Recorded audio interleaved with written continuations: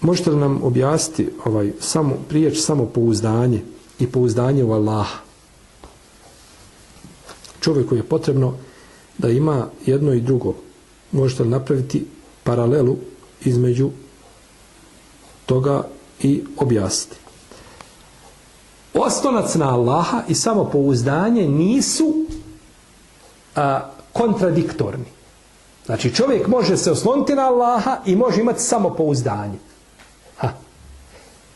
Čovjek se oslanja na Allaha za svoj rizik. To definitivno. Ali izlazi on sam sobom radi. To je to samopouzdanje. Ja sam izišao i imam pouzdanje u sebe da ću raditi.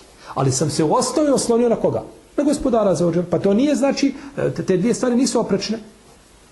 Pa da čovjek bolestan i oslanja se na Allaha, ali imam samopouzdanje i borim se i čvrstam da se liječim i da ustrajem na tom putu, to je to samopouzdanje. Ne da čovjek klone svojim duhom i ništa, samo se oslanja. To je pogrešno.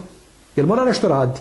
Taj rad, taj produkt oslonca na Allaha, to je tvoje samopouzdanje živio. Učenik ima ispit, oslanja se na Allaha, međutim si joj prije toga naučio i ide čvrsto, ubijeđen ako Bog da uspije. To je njegov taj oslonac, znači samopouzdanje, znači da ti uradiš ono što je do tebe i što ti možeš uraditi. A da se nakon toga osloniš na Gospodara. Tako da nema nikakve tu kontradiktornosti među jednom, između dvije stvari, osim Allahu dragi dođe situacija i ti ne možeš ništa. Neko te uzeo i zulm ti učinio i stavio te u zatvor. I ti u zatvor. Ne možeš ništa uraditi. Možeš samo oslanjati isto na Allaha i dobiti, jel tako?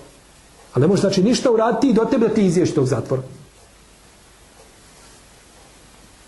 Ili bilo što drugo što bi čovjeku bilo teško da poduzme nešto. A u protivnom, ne smije, jer to je tevakul. Tevakul je oslonac na Allaha, a tevakul je oslonac za ništa ne radiš. Oslanaš se na Allaha i noga preko noge, ruku pod glavu i da se ništa ne radi, znači to je neispravno.